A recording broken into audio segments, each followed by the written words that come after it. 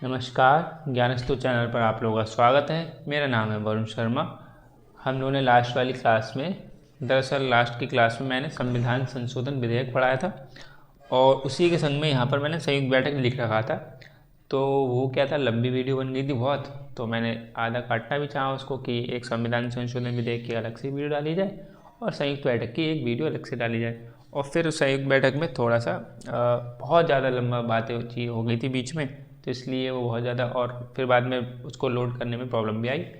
तो इसलिए मैंने अलग से इसको एक दूसरी वीडियो रिकॉर्ड कर रहा हूँ आप लोगों के लिए, ताकि आप संयुक्त बैठक को ठीक से समझ पाएँ और इससे संबंधित अगर कोई क्वेश्चन आए एग्ज़ाम में तो आप डील कर ले जाएं, या फिर आसपास चर्चा में संयुक्त बैठक का जिक्र हो तो आप उसको बहुत ही आसानी से किसी को समझा पाएँ, या फिर कोई बात हो रही हो तो समझ पाएँ कि किस टॉपिक पर बात हो रही है, कि संयुक्त बैठक एक्चुअली है क्या। अभी तक तो हम लोग सुन के आते थे कि संयुक्त बैठक होगी, गतिरोध हो गया तो संयुक्त बैठक होगी। पीछे हमने जो बिल पढ़े, ठीक है, विधेयक, साधारण विधेयक देखा था, तो उसमें गतिरोध हो जाएगा तो संयुक्त बैठक होगी। या फिर हमने राष्ट्रपति के टाइम में देखा था कि राष्ट्रपति को शक्ति है, ये संयुक्त बैठक बुलाते हैं राष्ट्रपति जी, उनके पास शक्ति है, ठीक है, तो इसको इंग्लिश में जॉइंट सिटिंग बोलते हैं। और तो इसी को हमें बोलना है, इसी को हमें एक्चुअली पढ़ना है कि ये क्या है। तो इसको देख लेते हैं, फिर देखते हैं कितनी लंबी ये भी वीडियो जाएगी। कोशिश करूँगा आधे घंटे के अंदर इसको सम अप कर लें। और बोला वाली वीडियो तो कुछ ज़्यादा ही लंबी हो गई थी, उसमें ज़्यादा बातचीत हो गई थी, बच्चों ने एक दो क्वेश्चन अलग से पूछ लिए थे तो हो गया था। फिलहाल इसको समझते हैं हम लोग, कोई तकलीफ आएगी नहीं। तो देखो, इसका संयुक्त बैठक जो है ना, इसको जॉइंट सिटिंग बोलते हैं।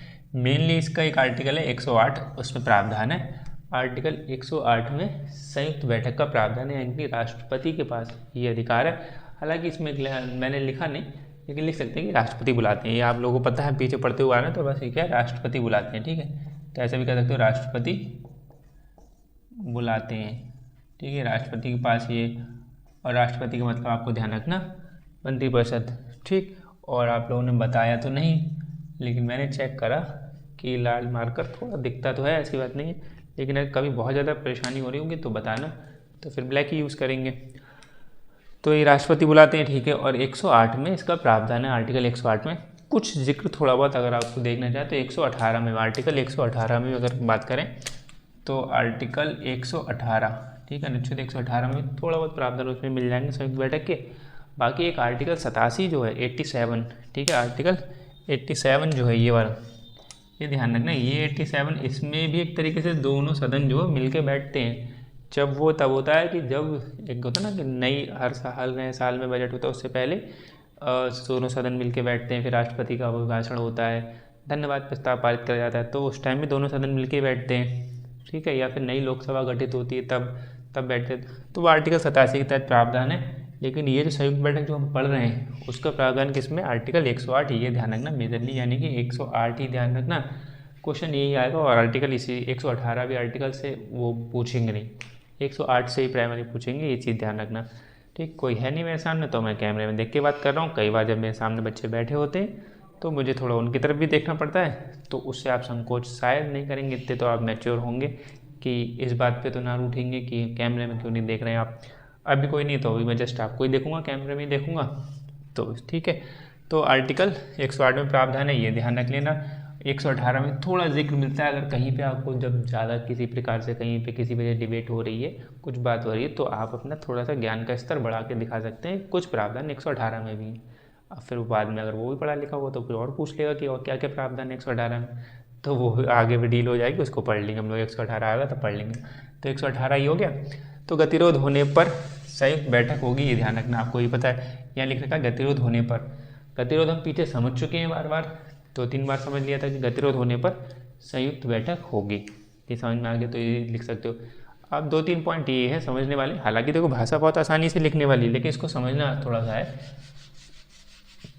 अच्छा, एक चीज़ और समझ लो, यहाँ पर गतिरोध होने पर संयुक्त बैठक तो होगी, लेकिन अभी तक संयुक्त बैठक 3 बार बुलाई जा चुकी है। तो ये अब तक क्या होगा, 1 और ये 2 और ये 3। तो ऐसे गतिरोध जो अभी बिल में हुए हैं, कि गतिरोध का मतलब आपको पता है कि दोनों सदन सहमत नहीं हो पा रहे हैं किसी वजह से। तो लोकसभा में कोई पारित हो गया बिल, राज्यसभा में पहुंचा तो राज्यसभा ने उसे पारित नहीं करा, तो गतिरोध हो गया। या राज्यसभा ने कुछ संशोधन करे, वो लोकसभा को समझ में नहीं आए, तब गतिरोध हो गया। या राज्यसभा 6 माह तक कुछ नहीं करा, राज्यसभा 6 महीने तक कुछ भी नहीं करा, तो फिर गतिरोध माना जाता था साधारण विधेयक के संदर्भ में। हालांकि और धन विधेयक में तो आपको पता ही विशेष पावर है अलग।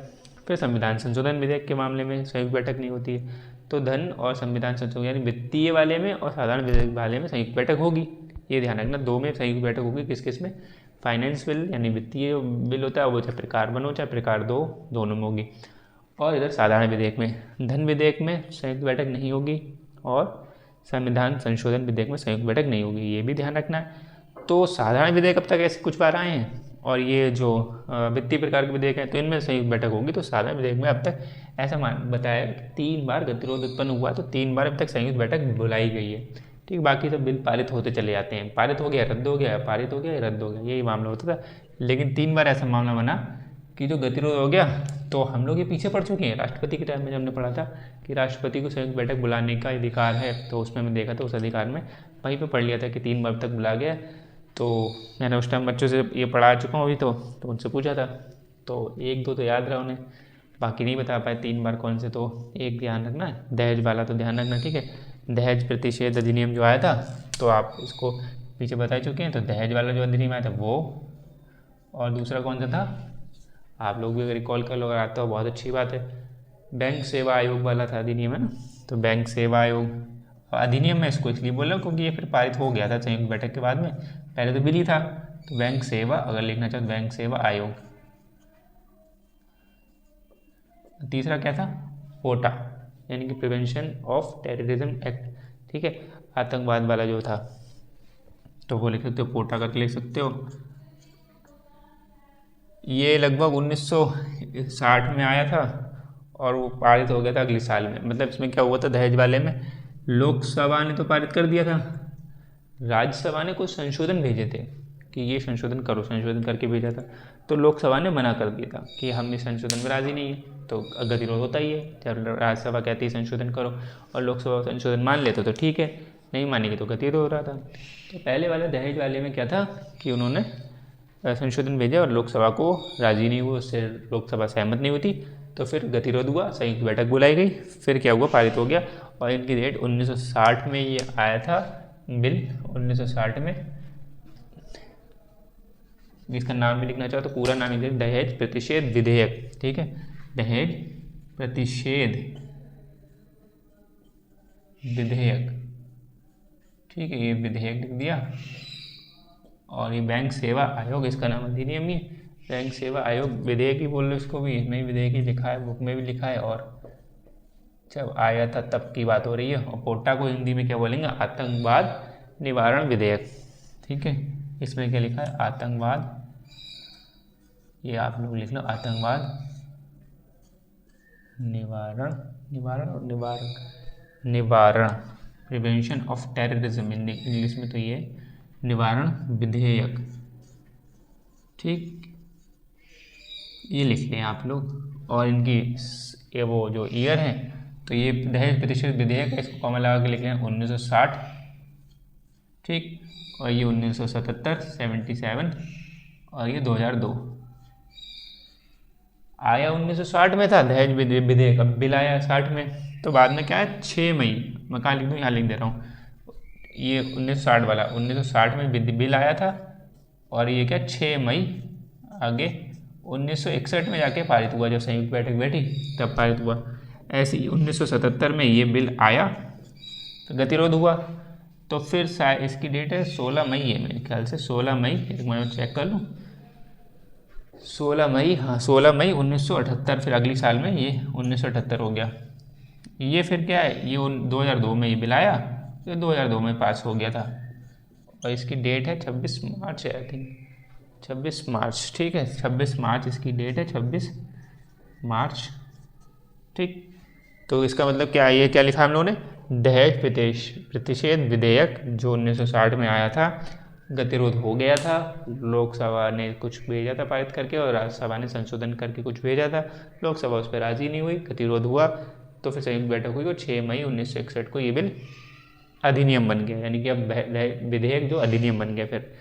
और ऐसे 1977 में बैंक सेवा आयोग विधेयक आया, गतिरोध हुआ। इसमें क्या था, इसमें लोकसभा ने भेजा, राज्यसभा ने अस्वीकार कर दिया, संशोधन ही नहीं बताया, सीधे अस्वीकार कर दिया। ऐसे ही पोटा वाले को भी अस्वीकार कर दिया। तो बैंक सेवा आयोग विधेयक आया 1977 में, 16 मई 1978 को ये अगली संयुक्त बैठक हुई, कई साल में पारित हो गया। और 2002 में ये आया था 26 मार्च 2002 में ही, 26 मार्च को संयुक्त बैठक होकर ये पारित हो गया, वोटिंग होती है, पारित हो जाता है। तो ये चीज़ समझ में आ गई होगी आपको मेरे ख्याल से। उस टाइम ये बात होगी जब मैं पढ़ाया था पिछली क्लास में, मतलब यही चीज़ पढ़ाई थी, तो उस टाइम ये सब बात हो गई, थोड़ी इन नियमों पर थोड़ी सी ज़्यादा बात हो गई थी, दहेज वाले पे, आतंकवाद वाले पे, तो वो लंबा खिंच जाएगा, कभी बात कर लेंगे। इसलिए फिर मैंने एक अलग से क्लास बतानी चाहिए कि आप लोग जल्दी में संयुक्त बैठक समझ में आ जाए। ये मैं इरेज कर दे रहा हूँ, आप लोग एक बार, ठीक, थोड़ा स्पेस मुझे मिल जाएगा कि अगर कुछ लिखना होगा, और वरना इसलिए जल्दी कर दे रहा हूँ क्योंकि सूख जाता है मार करना, थोड़ा जम जाता है, फिर इरेज करने में थोड़ा सा कठिनाई आती है, तेज़ से दबाना पड़ता है, और फिर आप लोग आवाज़ आएगी डस्टर की वरना। तो ये 2-3 समझ में आएंगी चीज़ें। 108 में प्रावधान है, और अभी तक 3 बार राष्ट्रपति ने बुलाया, तो इसलिए याद रहना चाहिए आपको। दहेज वाला तो अमूमन याद रहता है, आगे पोटा तक भूल जाते हैं, बैंक सेवा आयोग भूल जाते हैं।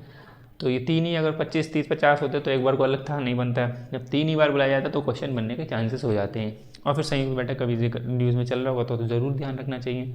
तो दहेज प्रतिषेध विधेयक जो है, ठीक है, 1960 में आया था, 1961 में पारित हो गया, 1970 में आया था, 1978 में पारित हो गया बैंक सेवा आयोग। फिर तीसरा पोटा यानी कि प्रिवेंशन ऑफ टेररिज्म एक्ट या फिर आतंकवाद निवारण विधेयक जो 2002 में आया, और 26 मार्च 2000, मतलब 26 मार्च वगैरह ये ध्यान न रखो तो कोई बात नहीं, जो साल है इसकी, वर्ष है, वो ध्यान रख लो। तो ऐसे करके ये 3 बार गतिरोध हुआ था अब तक। 3 बार आर्टिकल 108 के तहत राष्ट्रपति जी ने संयुक्त बैठक बुलाई, ठीक। और राष्ट्रपति जी का मतलब मंत्रिपरिषद, ठीक, ये भी ध्यान रखना। तो ये हो गया, गतिरोध होने पर संयुक्त बैठक बुलाई जाएगी। तो अब तक 3 बार बुलाई गई, तो ये हो गया 3 बार बुलाई गई। तो 118 मैं यहाँ से हटा दूँ, आप 118 मत समझना कि 118 के तहत बुलाई गई, 108 के तहत ही बुलाई गई, लेकिन कुछ प्रावधान 118 में भी है। तो यदि अब ये चीज़ समझने वाली है कि जो बिंदु लिखे हैं आप लोग, एक बार में हट जाऊँ, बाद में इसको स्क्रीनशॉट ले लो, ठीक। आई होप आप लोगों ने स्क्रीनशॉट ले लिया होगा। और फिर जब बाद में अब लिखना, अभी समझ लेते हैं इसको। इसमें ये लाइन लिखी है, यदि लोकसभा के विघटन से कोई बिल व्यवगत हो जाता है तो संयुक्त बैठक नहीं होगी। मतलब क्या है, जैसे यहाँ पे यदि लोकसभा के विघटन से कोई बिल व्यवगत हो जाता है, संग में लिख लेना, तो संयुक्त बैठक नहीं होगी। लेकिन यानी कि जैसे गतिरोध का मतलब क्या है, गतिरोध का मतलब यही तो है कि एक कोई व्यक्ति, एक कोई सदन सहमत ना हो पाए। जैसे एलएस भी ओके होना चाहिए और राज्यसभा भी ओके होना चाहिए, ठीक है, तभी बिल पारित हो पाएगा। अगर एलएस राजी नहीं है, आरएस राजी है, तब भी गतिरोध माना जाएगा, ठीक है, गतिरोध हुआ लो। और अगर एलएस ओके है और राज्यसभा ओके नहीं है तो गतिरोध माना जाएगा। और फिर हालांकि एक ऑप्शन नहीं बचता है कि एलएस भी गलत और आरएस भी मतलब क्रॉस हो, तो भला, तो फिर तो बात ही खत्म होगी। जब एक भी अगर पारित नहीं हो पाया, दूसरे को पहुँचेगा तो ये वाला तो नहीं बनेगा। हालांकि जो मैथ में आपने पढ़ा हो तो 4 इसमें बनेंगे, तो ये 2 क्रॉस वाले, 2 टिक सही वाले, लेकिन यहाँ पर वो नहीं चलेगा क्योंकि वो मालूम ही नहीं होगा। लोकसभा में जब पारित नहीं होगा तो राज्यसभा में कैसे जाएगा, तो दोनों क्रॉस वाले तो नहीं आएंगे। गतिरोध की 2 संभावनाएं बनेंगी, या तो एलएस में राजी ना हो तब, और राजी ना हो तो ऐसे करिए। यानी एक कोई व्यक्ति कहीं से किसी वजह से राजी ना हो पा रहा है सदन, अब उसमें भी ऑप्शन थे अलग, संशोधन वाला 6 महीने वाला, वो अलग प्रक्रिया, लेकिन मोटा क्या है, दोनों सदन में से कोई एक भी सहमत ना हो। तो दोनों सदन में जब कोई एक सहमत ना होगा, इसका मतलब वो बिल पारित कराने की स्थिति में नहीं है, यानी कि उसने बिल पारित नहीं कराया, उस सदन से बिल पारित नहीं हुआ, ठीक, ये मतलब समझ में आ रहा है। तो अब जब लोकसभा विघटित हो जाएगी, यानी कि विघटित हम पीछे पढ़ चुके हैं, संसद के सत्र नाम से क्लास पढ़ी है, अगर आपको नहीं देखी तो उसको देख लीजिए, हालांकि उसको बहुत कम लोगों ने देखा है, बहरहाल फिर भी, लेकिन उसमें हम लोगों ने ठीक से बात करी, विघटन क्या होता है, सत्रावसान क्या होता है, तो उस पर कम व्यूज़ आए, चाहे किसी वजह से आए हूँ। टाइमिंग की थोड़ी यूट्यूब रखता है कि कुछ टाइम की अगर इस हेर फेर में हम वीडियो डालते हैं तो उसको कम रीच कराता है, उनकी कुछ एल्गोरिथम पॉलिसीज़ हैं। तो मैं उस टाइम को तो नहीं देख रहा था, तो मैंने डाल दिया, तो मुझे लग भी रहा था कि तो आप लोग ज़्यादा पहुँची नहीं है, या फिर आप लोगों ने देखी नहीं, जो भी हो बहरहाल। लेकिन हमने उसमें सत्रावसान, विघटन, बैठक क्या होता है, स्थगन क्या होता है, ये सब चीज़ बहुत अच्छे से समझा था। तो भाई मैं बता रहा हूँ कि विघटित अगर शब्द आपको समझ में आ रहा है तो बहुत अच्छी बात है, नहीं आ रहा है तो कृपया एक बार वो देख लो जाके, उसमें बहुत अच्छे से डिस्कस किया है लेकिन विघटन का मतलब अभी यहाँ पे इतना समझ लेते हैं कि लोकसभा चलने की स्थिति में नहीं, लोकसभा चल रही है जिसमें लोकसभा बिल पारित कर सकती है, कुछ काम कर सकती है, या विघटित होगी, लोकसभा बंद, ऐसे समझो उसका दरवाज़ा बंद हो गया, ठीक है, तो उसका सदन का, तो लोकसभा अगर विघटित हो जाएगी और उस टाइम उसके अंदर कोई बिल चल रहा था, बिल की बात चल रही थी, बिल कोई लंबित था, कोई बिल पेंडिंग में पड़ा था, उस पर परिचर्चा हो रही थी, लेकिन लोकसभा होगी विघटित। लोकसभा जब विघटित होगी तो लोकसभा पारित करने की स्थिति में नहीं रही, तो लोकसभा जब पारित करने की स्थिति में रही, इसका मतलब है कि लोकसभा से तो नो हो गया वो बिल, ये वाली स्थिति बन जाएगी, लोकसभा से नो, और राज्यसभा ने मान लो पारित कर दिया हो, ठीक है, हमारे राज्यसभा ने पारित करके भेजा हो, लोकसभा में नो हो गया वो बिल। तो विघटन कहना है कि लोकसभा के अगर विघटन हो जाए, उससे कोई बिल व्यपगत अगर हो जाता है, यानी बिल लैप्स हो जाता है, व्यपगत भी हम समझ चुके हैं कि व्यपगत क्या होता है, लैप्स क्या होता है, बिल समाप्त कब होते हैं, वो हमने सब उसी में देख लिया था, ठीक है, तो कृपया आप लोग एक बार वो देख लें। व्यू भी इसमें बहुत कम आया, तो मुझे लगा कि बहुत कम लोगों ने देखा है वो। तो ये क्या है, लैप्स, यानी कि अगर लोकसभा के विघटन से कोई बिल समाप्त हो जाता है, लोकसभा जब समाप्त हो रही है, तो उसको गतिरोध नहीं माना जाएगा। एक गतिरोध वो होगा, यानी गतिरोध का ये तब कहना है कि जब आप खुद से मना करें। एक होता है कि आपकी किसी वजह से आप विघटन हो गया, अब वो किसी वजह से हुआ, उसमें कोई बिल चल रहा था, तो उसमें बिल की क्या गलती, तो वो कहना है, तब यहाँ पर ये लिखा गया है कि लोकसभा के विघटन से कोई बिल व्यपगत हो जाएगा तो वो गतिरोध नहीं माना जाएगा, और गतिरोध नहीं माना तो संयुक्त बैठक नहीं होगी। संयुक्त बैठक तभी होती है जब गतिरोध होगा, और इसे गतिरोध मानेंगे ही नहीं हम। गतिरोध तो तब मानेंगे जब लोकसभा अपने आप से मना करती है कि हाँ हम खुद मना कर रहे हैं, लेकिन लोकसभा मना करने की स्थिति में नहीं है, ना हाँ करने की स्थिति में, ना करने की स्थिति में, क्योंकि लोकसभा तो गई, विघटित हो गई, भंग हो गई, तो इसलिए अब नई लोकसभा बनी जाएगी। तो इसलिए यहाँ पर बात हो रही है कि विघटन से कोई बिल व्यपगत अगर हो रहा है और बिल लैप्स हो रहा है तो संयुक्त बैठक नहीं होगी। ये बात समझ में आ रही है आप लोगों को? हम लोगों ने उस वाली क्लास में देखा था कि लोकसभा के विघटित होने से मतलब बिल पे क्या प्रभाव पड़ते हैं, कौन से बिल मतलब आगे तक चलते हैं, जैसे कुछ ऐसे ना, लोकसभा विघटित हो गई तो बिल उसमें पेंडिंग पड़े थे, तो लोकसभा में जो बिल पेंडिंग पड़े थे और लोकसभा विघटित हो गई तो वो बिल व्यपगत हो गए, बिल वहीं पे समाप्त हो गए। अब अगली बार उन्हीं बिल पे चर्चा करनी है तो नए सिरे से बिल्कुल चर्चा होगी। जो हमने प्रथम चरण, द्वितीय चरण, तृतीय चरण ऐसे देखे थे, प्रथम वाचन, द्वितीय वाचन, तृतीय वाचन, तो फिर से नए सिरे से वैसे ही होगा। और कई बार क्या होता है कि जब राज्यसभा में कोई लंबित है, लोकसभा ने पारित कर दिया है ना, तो भी हमने देखा था कि किस प्रकार से कौन सा बिल कब किस बिल पे प्रभाव पड़ता है नहीं पड़ता है, ये सब चीज़ देखी थी। तो लोकसभा से शुरू ना हुआ, लोकसभा का बिल ना हो, राज्यसभा से कोई बिल शुरू हुआ हो और राज्यसभा में लंबित पड़ा हो और फिर लोकसभा उधर विघटित हो जाए तो वो बिल व्यपगत नहीं होगा, लैप्स नहीं होगा। तो वो बिल राज्यसभा ने पारित कर दिया तो नई जब तक नई लोकसभा गठित नहीं होगी, जब नई लोकसभा गठित होगी उसके बाद वो बिल लोकसभा को भेजा जाएगा, यानी कि जहाँ तक उसमें प्रक्रिया हो चुकी है वहाँ तक सेव कर दी जाएगी, उसके बाद आगे बढ़ाया जाएगा उसको फिर से प्रथम वाचन, द्वितीय वाचन नहीं करना पड़ेगा अगर राज्यसभा से शुरू हुआ हो, राज्यसभा में लंबित हुआ हो। लेकिन लोकसभा में कोई भी बिल अगर लंबित है, चाहे वो राज्यसभा में शुरू हुआ हो फिर लोकसभा में आया हो, या लोकसभा में ही शुरू हुआ हो और फिर लोकसभा में रहा हो, लंबित पड़ा हुआ, और लोकसभा तब विघटित होगी, तो वो बिल गया लोकसभा के साथ साथ में, यानी कि अब वो फिर से कोई बिल लाना है, उस पर चर्चा परिचर्चा करानी, उस पर पारित करवाना है, तो फिर से नए सिरे से लेके आओ। जितनी उसमें मेहनत हो गई, जितनी वाद विवाद हो गया, वो सब गया एक बार में। ये हम पीछे कर चुके हैं डिस्कस, तो मैं इससे समझता हूँ कि ज़्यादा इस पर बात ना करें, लंबा हो जाएगा लेक्चर वरना। तो ये चीज़ होगी, तो ये आप समझ में आ रहा होगा कि संयुक्त बैठक इसमें बिल्कुल नहीं बुलाई जाएगी, क्योंकि ये गतिरोध तो एक प्रकार से तो यही हुआ कि लोकसभा ने मना कर दिया, वो बिल तो लैप्स हो गया, अब बिल खत्म।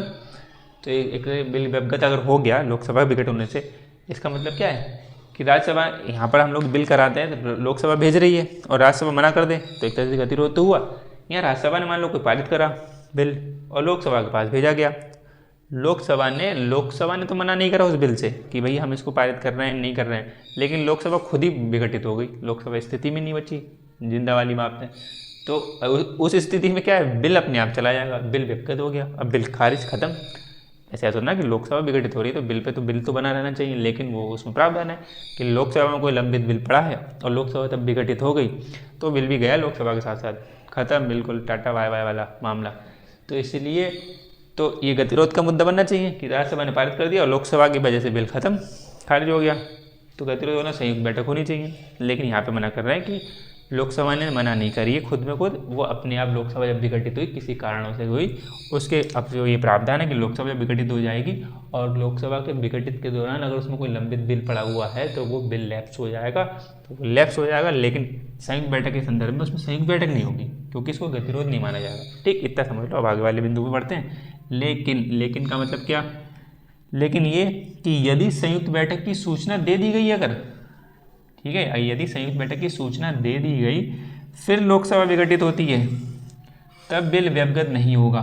ये हम पीछे पढ़ चुके थे कि बिल व्यवगत कब होगा, यानी कि बिल लैप्स कब होगा, कब नहीं होगा। तो हमने देखा था कि अगर राष्ट्रपति ने पहले सूचना दे दी गई, ठीक है गतिरोध हो गया, इस मुद्दे पे संयुक्त बैठक होगी, इस तारीख में होगी, आज से 4 दिन बाद होगी मान लो, और 4 दिन बाद होगी, 2 दिन पहले संयुक्त लोकसभा विघटित हो गई, तो वो बिल यहाँ पे लिखा है लोकसभा के विघटित होने से बिल समाप्त हो जाता है, ठीक है, तो फिर संयुक्त बैठक नहीं होगी।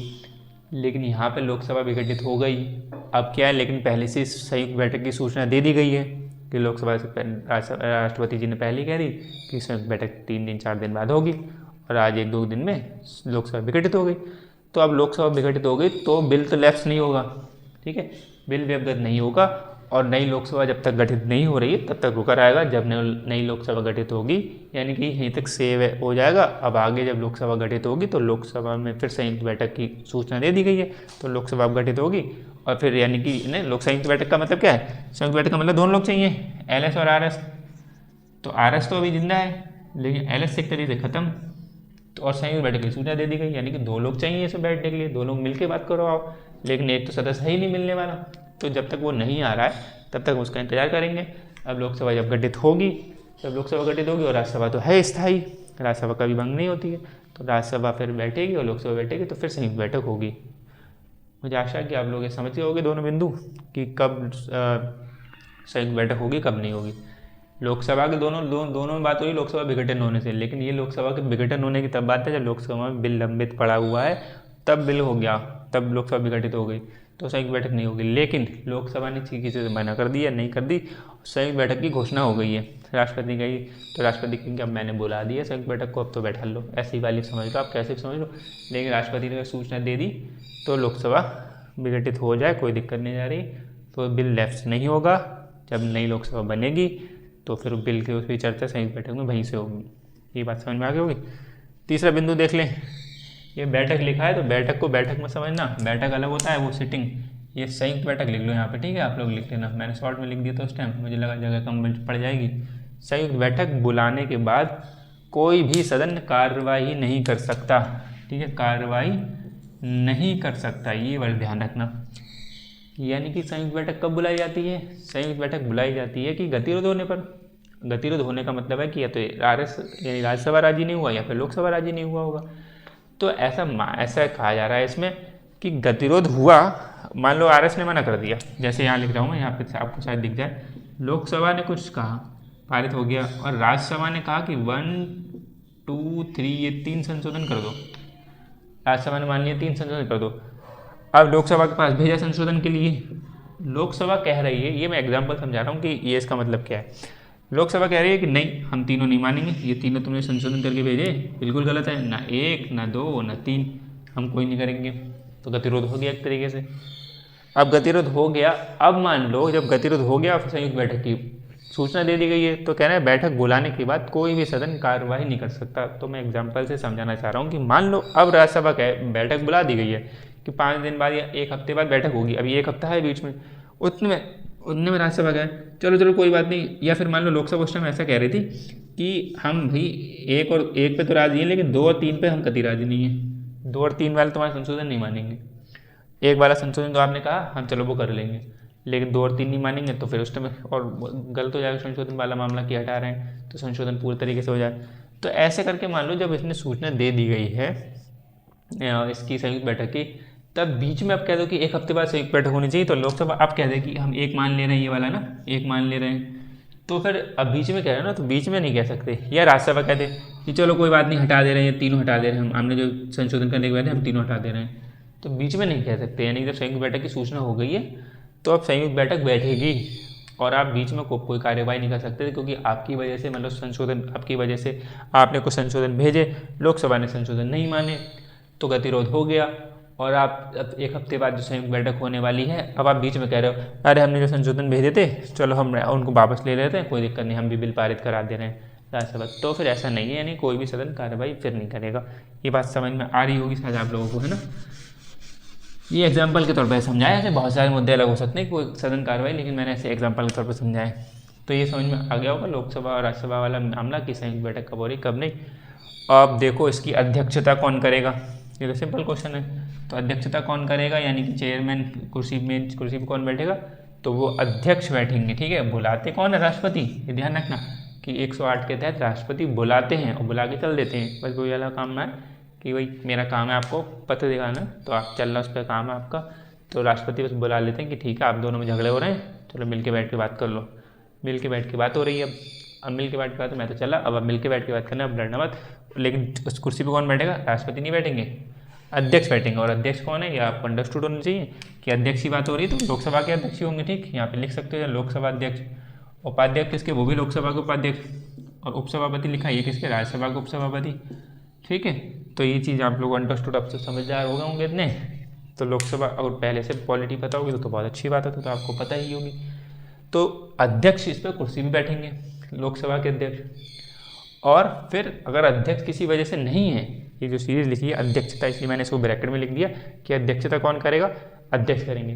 लेकिन अध्यक्ष किसी वजह से उपस्थित नहीं है, ठीक है, और ऐसा नहीं है कि अध्यक्ष अपनी मर्जी से मना कर दें कि मैं नहीं बैठूंगा, ये वो बहुत जेन्युइन कारण बताना पड़ेगा, और जेन्युइन कोई बीमारी बहुत कुछ कहे तभी हो सकता है अध्यक्ष उपस्थित ना, वरना अध्यक्ष की ड्यूटी बैठना, तो ऐसे तो मना नहीं कर सकते। अध्यक्ष उपस्थित नहीं है तो फिर उपाध्यक्ष बैठेंगे उनकी कुर्सी पे। ठीक, और उपाध्यक्ष भी अगर किसी वजह से उपस्थित नहीं है तो कौन बैठेंगे, उपसभापति। उपसभापति किसके, राज्यसभा के उपसभापति। अब हालांकि देखो अध्यक्ष, उपाध्यक्ष, फिर सभापति, उपसभापति आना चाहिए, तो सभापति कहाँ गए बीच में। तो सभापति आपको ध्यान होना चाहिए कि सभापति होते हैं कौन, उपराष्ट्रपति, है ना। यानी कि जो व्यक्ति उपराष्ट्रपति बनते हैं भारत के, वो अपने आप स्वतः किस राज्यसभा के सभापति बन जाते हैं, यानी कि एक्स ऑफिशियो चेयरमैन बन जाते हैं, ये हमने पढ़ा था।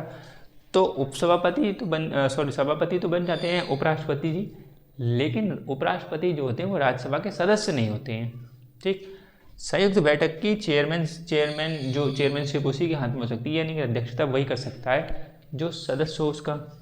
तो लोकसभा के जो अध्यक्ष होते हैं वो लोकसभा के सदस्य हैं, उपाध्यक्ष होते हैं वो लोकसभा के सदस्य होते हैं, और जो सभापति होते हैं वो तो नहीं होते, लेकिन उपसभापति जो राज्यसभा के होते हैं वो राज्यसभा से चुने जाते हैं। तो यानी कि दोनों सदन जब मिलकर बैठ रहे हैं उसकी अध्यक्षता वही व्यक्ति करेगा जो इन दोनों में से किसी सदन में से का सदस्य हो, या लोकसभा को या राज्यसभा को। तो उपसभापति तो होते हैं सदस्य, लेकिन राष्ट्रपति जो सभापति जो होते हैं वो सदस्य नहीं होते हैं राज्यसभा के, यानी कि जो उपराष्ट्रपति होते हैं वो सदस्य नहीं होते हैं। तो इसलिए उनको अलाउ नहीं करा गया चेयरमैनशिप का, क्योंकि अध्यक्ष का पद एक वहाँ पे एक थोड़ा सा बहुत ही क्या कहते हैं कि अहम रोल प्ले करता है, बहुत ही अहम भूमिका होती है उनकी। क्या भूमिका होती है, देखो एक तो व्यवस्था तो बना के रखनी पड़ती है, ये बात तो सही है। हम लोगों ने इस बारे जब पढ़ा था कि उस टाइम यहाँ पर ज़्यादा बात हो गई थी। तो अध्यक्ष का क्या व्यवस्था बनानी पड़ती है, तो ये बात ध्यान रखना है कि सारी व्यवस्था, कोई इधर बोल रहा है उसको चुप कराना है, उसको चुप कराना है, उसको टाइम देना कि आप इतना टाइम बोलिए, तो सब उस पर चर्चा परिचर्चा होनी है, वो भी है। फिर एक आपको पता है जो बहुत की रोल प्ले कर रहा है वो कौन है, निर्णायक मत वाला मामला, कि अगर मान लो किसी वजह से टाई हो गया तो कास्टिंग वोट डालना पड़ता है। तो वो भी बहुत एक तरीके से ईमानदारी बात है कि आप निष्पक्ष होकर वोट डालें, तो ये सब चीज़ अध्यक्ष के ऊपर ही जिम्मेदारी होती है। और उसी टाइम मैंने आपको पिछली वाली क्लास में बताया था अध्यक्ष का पद जब डिस्कस किया था, तो एक कोट ध्यान रख लेना, ब्रिटिश पीएम जो थे डिज़रायली, उन्होंने ऐसा बताया था कि उन्होंने वो किताब लिखी थी अपनी, तो वो राइटर भी थे, तो उन्होंने बताया था कि उन्होंने अध्यक्ष के बारे में ऐसा लिखा था कि ब्रिटिश जो अध्यक्ष है, अध्यक्ष की पोशाक की खड़खड़ाहट से ही या फिर ऐसे बोला था, अध्यक्ष की पोशाक की खड़खड़ाहट ही सदन में व्यवस्था बनाने के लिए काफ़ी है। यानी कि सदन में जो ऊटपटांग हरकतें होती हैं, चिल्लाना है, हम बोलने देना, ऐसा करना, तो पता चलती है जब अध्यक्ष आते थे तो उनकी पोशाक लंबी लंबी पोशाक होती थी बहुत। ठीक है, आपने देखा होगा जो कोर्ट में जज वगैरह बैठते तो वैसे करके उनके इतने सारे बाल होते हैं ना, अलग से लगा रखते हैं राउंडेड वगैरह, तो वो सब कितना एक्स्ट्रा चीज़ें डाल के आते हैं। तो ऐसे उनकी जो ब्रिटिश पीएम, जो ब्रिटिश में जो सदन है उनके जो अध्यक्ष होते हैं, तो उनका लंबा सा कपड़ा होता है, वो आराम से वो आता है, तो बहुत ज़्यादा सख्त होता है वो, तो फिर आवाज़ आती है उसकी, किसी वजह से खड़खड़ाहट होती है। तो उन्होंने ऐसा लिखा था थोड़ा सा करके कि जो अध्यक्ष की पोशाक की खड़खड़ाहट ही सदन में व्यवस्था बनाने के लिए काफ़ी है। यानी कि हमने बात भी करती पिछली वाली क्लास में कि अध्यक्ष जो होते हैं तो प्रिंसिपल की तरह समझो कि कोई बच्चे होते हैं कि प्रिंसिपल आगे तो साथ बैठ जाते हैं कि प्रिंसिपल के सामने अच्छा बनना है, किसी प्रकार से मतलब अपनी शैतानियाँ सामने नहीं आनी चाहिए। ठीक, अगर प्रिंसिपल ने डांट दिया तो बहुत गलत बात हो जाएगी, तो फिर बहुत सुनने को मिलेगी, घर पे भी सुनने को मिलेगी, एक्सेप्टेंस सुनने तुम्हें डाटा, ये बात है ना। तो ऐसे ही अगर ब्रिटिश में बहुत सम्मानजनक पद होता है अध्यक्ष का। ब्रिटिश में अगर अध्यक्ष किसी को सुना दे कि किसी वजह से कि भाई आपने सदन में ऐसी जो असंसदीय कृत्य हैं वो करें हैं जो ऐसा नहीं करना चाहिए, तो फिर वो न्यूज़ बन जाती काफ़ी कि इन सदस्य को डांटा है। तो ये, और यहाँ पे इंडिया में तो नहीं चलता है। इंडिया में साहब जैसे असंसदीय शब्द की सूची जारी कर दी थी अध्यक्ष ने कि ये जो शब्द हैं वो शब्द असंसदीय शब्द कहलाएंगे, यानी कि इनका उपयोग नहीं करा जाएगा, और कोई सदस्यगण करता है तो उसको रिकॉर्ड में नहीं लिखा जाएगा। तो ऐसे वही हमने बात करी थी भ्रष्ट वाली, अंटशंट, गुंडों वाली सरकार, गुंडों की सरकार, ऐसी बात करी थी। तो ये बहरी सरकार है ना। तो ये जब उनने जारी करा था तो हमारे जितने सारे सदस्य थे सब अपोजिशन पार्टी वाले बोले हम तो कहेंगे। हालांकि अब इसमें दोनों तरफ की बात है, इधर भी बात है अध्यक्ष को भी भ्रष्ट जैसा शब्द क्यों असंसदीय करना चाहिए। तो हमने बात करी थी कि भ्रष्ट तो शब्द ठीक है, कोई बोल सकता है, कोई अगर कोई यानी कि भ्रष्टाचार पर चर्चा ही नहीं हो पाएगी। फिर ऐसे तो भ्रष्टाचार पर चर्चा होनी है सदन में तो भ्रष्ट शब्द तो आएगा बीच में, और भ्रष्ट शब्द आपने असंसदीय कह दिया है, उसको रिकॉर्ड में आप रखोगे नहीं, तो ये तो गलत बात हो गई। तो इसलिए अध्यक्ष को भी ध्यान रखना चाहिए कि हमें क्या रखना है, तो वो एक पार्टी की तरफ झुक के बात ना करें। उस टाइम मोदी जी पे काफ़ी आरोप, मतलब ये चीज़ के लग रहे थे ना, लोग अंट बोल रहे थे मोदी जी को, और बहरी सरकार, गुंडोबाजी सरकार, भ्रष्ट है ना, ये सब बोल रहे थे। तो इस वजह से फिर सूची जारी कर दी अध्यक्ष ने, और अध्यक्ष को उसे पता चली कि बीजेपी ने कही होगी, मोदी जी की तरफ से आया होगा मामला, ऐसे करे मतलब मीटिंग तो होती है कि अध्यक्ष को क्या करना है। तो फिर उन्होंने बताया होगा, अध्यक्ष ने फिर ये सब सूची जारी कर दी कि भैया ये शब्द कोई बोलेगा ही नहीं, यानी सब मोदी जी को बोलते थे, उन्होंने कहा कोई बोलेगा तो रिकॉर्ड में नहीं लिखे जाएंगे। तो भ्रष्ट जैसा शब्द मुझे भी पर्सनली लगता कि वो तो नहीं करना चाहिए। बाकी हाँ, बहरी सरकार, अंट वाला ऐसे कुछ मामले तो उसको थोड़ा सदस्यगण को भी ध्यान रखना कि भाषा का एक अच्छा, क्योंकि आप बिल भाग्य विधाता हो, आप कानून बना रहे हो, तो सारी दुनिया आपको करे, और लोकतंत्र भारत में कितना ऊंचा माना जाता है कि ना, सबसे बड़ा देश माना जाता है जिसमें लोकतंत्र अभी भी ठीक से चल रहा है, बाकी सब जगह लोकतंत्र की एक प्रकार से हत्या ही हुई है ना। तो ये चीज़ है। तो ये फिर उसमें ऐसे बात होगी डेमोक्रेसी वाली बात, तो वहाँ पर ऐसे जो अध्यक्ष का पद विवाद हो गया था, तो इसलिए हम कह रहे हैं कि अध्यक्ष की थोड़ा निर्णायक तो भूमिका होती है, लेकिन ब्रिटिश में जो है वहाँ पर अध्यक्ष का पद बहुत सम्मानजनक है। वहाँ के सारे सदस्य, पक्ष के विपक्ष के दोनों, क्योंकि वहाँ के जो अध्यक्ष होते हैं वो अपनी पार्टी से रिज़ाइन कर देते हैं, ठीक है, तो इसलिए उन्हें कोई परेशानी नहीं होती है कुछ समझ। अब यहाँ पर हमारे अध्यक्ष हैं वो अपनी पार्टी से भी जुड़े रहते हैं, तो जो भी दल जीत के आता है उसका अध्यक्ष बनता है, और ये परंपरा बना दी कि उपाध्यक्ष विपक्ष से बनता है, लेकिन परंपरा है, लिखा ऐसा कुछ नहीं है बेकार से। तो अध्यक्ष बनते हैं, चलती तो अध्यक्ष की। उपाध्यक्ष का काम क्या है? उपाध्यक्ष का काम इतना ही कि जब ये कुर्सी से उठें, देखे रहेंगे कि अध्यक्ष बैठे, अध्यक्ष जिस दिन हटेंगे कुर्सी से तब उपाध्यक्ष बैठ जाएंगे, ये तो लिखा है कि अध्यक्ष नहीं आएंगे किसी वजह पर तो उपाध्यक्ष अध्यक्ष बन जाएंगे, वरना उपाध्यक्ष का काम क्या, उसको कोई वजह ज़्यादा पावर तो है नहीं, तो इसलिए मेन पावर अध्यक्ष की है। तो जहाँ अहम जो मुद्दे होंगे तो वहाँ अध्यक्ष उपस्थित रहेंगे, किसी वजह से मोदी आराम से कह देंगे आज तुम होना ही होना है, तो इसलिए अध्यक्ष की भूमिका अहम होती है, और अध्यक्ष को अपना पद त्याग देना चाहिए, ये तो कम से कम सबसे पहले होना ही चाहिए। बाकी अध्यक्ष को बिल्कुल निष्पक्ष हो जाना चाहिए, क्योंकि आपके सामने दोनों पहलू बैठे हैं, पक्ष भी विपक्ष भी आपके सामने बैठे, और आपको ऊँचा बैठा गया है और आपको दोनों को सुनना है। तो आपका ये दायित्व बनता है कि जहाँ बात सही लगे आपको अपने सोच विचार से सोचना चाहिए, ना कि एक पार्टी की तरफ से सोचना चाहिए। तो बिल्कुल सोच विचार के आपको राय मशवरा करके अपने, चाहे एक सचिवालय है आपके पास, उसमें ठीक से बात करें कि किसकी तरफ, अगर आपको वो बिंदु समझ में नहीं आ रहे हैं, उसकी गहनता समझ में नहीं आ रही है, तो आपको सचिवालय मिला हुआ है, आप सचिवालय के सदस्य सबसे बात करके फिर राय मशवरा करके एक निर्णय तय करें, और निर्णय का फिर आप सुनाएं। लेकिन क्यों फिर आप एक तरफ झुक जाते हैं? क्योंकि आपकी पार्टी से आपने जुड़े हुआ भी त्यागपत्र नहीं दिया है, तो ये विवाद बना रहता है, तो वो चीज़ अच्छी नहीं होनी चाहिए। लेकिन हम अभी जो चल रहा है, हम लोग वैसा पढ़ रहे हैं कि जो है चल रहा है, तो वो ये चल रहा है मारकर। तो अध्यक्ष नहीं होंगे तो उपाध्यक्ष, उपाध्यक्ष नहीं होंगे तो उपसभापति, और सभापति क्यों नहीं होंगे वो बीच हमने बात कर ली, ठीक है, क्योंकि सभापति जो होते हैं वो राज्यसभा के सदस्य नहीं होते, इसलिए। तो अगर कोई क्वेश्चन पूछे तो आपको पता होना चाहिए। अगर उपसभापति उपस्थित हैं तो कौन आएगा? ये एरो नीचे गया और यहाँ मुड़ गया कि सदस्यों के निर्णय से, फिर सदस्यगण जो दोनों सदन के सदस्य मिलकर तय करेंगे कि ये व्यक्ति ठीक ठाक लग रहे हैं। कुछ हद तक वरिष्ठतम जो सदस्य होते हैं उनको बना लेते हैं, या फिर मान लिया ऐसे करके कि जो उसमें विशेषज्ञता रखता है जिस विषय पर चर्चा होने वाली है संयुक्त बैठक में, तो उसको तो वो सदस्यगण निर्णय लेके बना लेते हैं। और फिर ऐसा हो ही नहीं सकता कि अच्छा है जिसको चुना वो उपस्थित हो जाए, तो ऐसा चुनने के लिए बहुत सारे सदस्य, 543 लोकसभा के हैं, 245 राज्यसभा से हैं, तो बहुत सारे, तो इसके बाद तो फिर ऑप्शन नहीं बचता कि अगर ये लोग उपस्थित है तो कौन, तो इसी में चुना जाएगा। जब कोरम वाली बात आ जाती है कि कोरम का मतलब क्या है, हालांकि ये मैंने उस टाइम बच्चों से पूछा था क्लास में, तो कोरम वो नहीं बता पाए। पहले सुना सुना लग रहा था, लेकिन सुना सुना हो गया मामला। तो कोरम का मतलब क्या है आप लोग शायद समझ पा रहे होंगे। ठीक है, मैं बता रहा हूँ, अगर आपने रिकॉल कर लिया। कोरम का मतलब होता है गणपूर्ति, हिंदी में बोलते थे 1/10, यानी कि क्या है, अगर कोई भी सदन की बैठक तब तक नहीं होगी जब तक उसके 1/10 सदस्य नहीं आ जाए। यानी कि 543 किस में, 543 अगर मान लो सदस्य हैं किस में, लोकसभा में।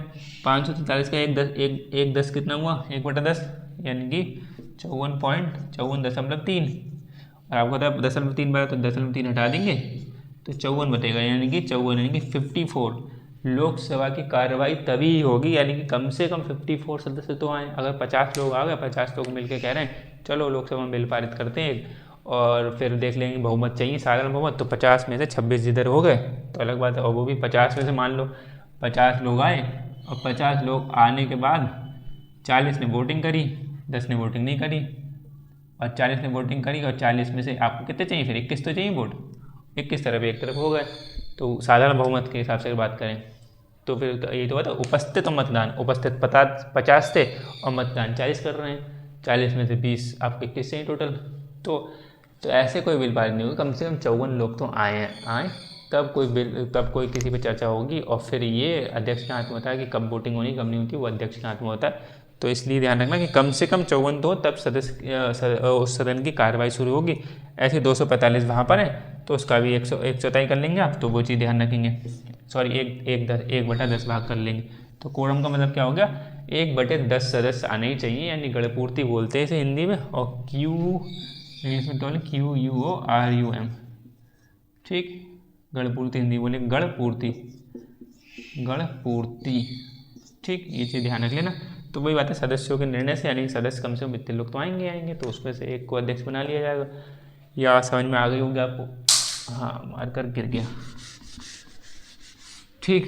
तो अब ये हुआ, अब क्या समझना है हमें, अब अगला देखो कि अध्यक्षता हमने समझ ली। अब ये जो मैंने बॉक्स में लिख रखा है विचार, कि विचार का मतलब क्या है कि दोनों लोग मिलके बैठे, दोनों लोग का मतलब दोनों सदन मिलके बैठे, लोकसभा राज्यसभा जब मिलके बैठे, तो अब मिलके बैठे तो करना क्या है, किस पर विचार करना है। तो ये तो बात है भैया, जिस बिल पर गतिरोध हुआ उस बिल पर करना है।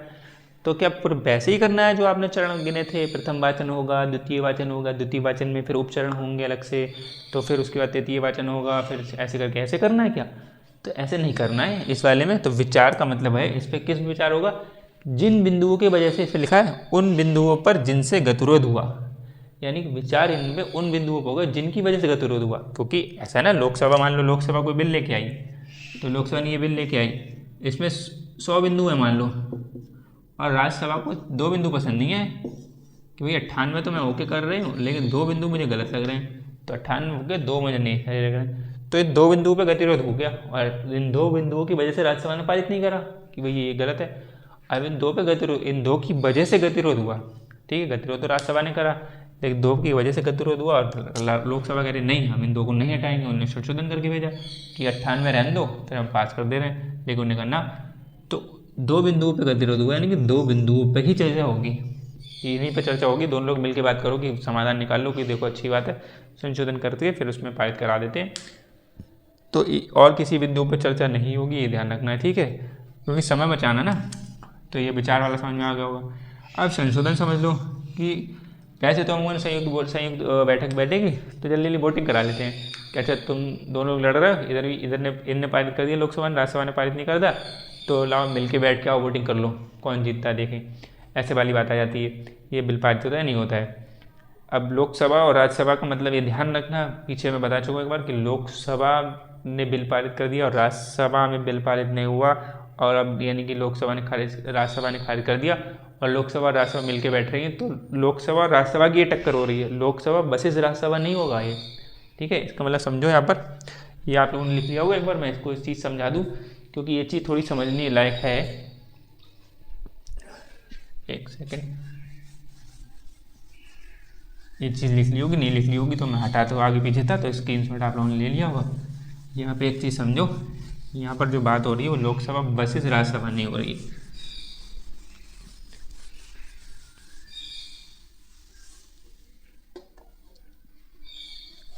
ठीक। तो यहाँ पर क्या है, लोकसभा वर्सेस राज्यसभा नहीं हो रहा।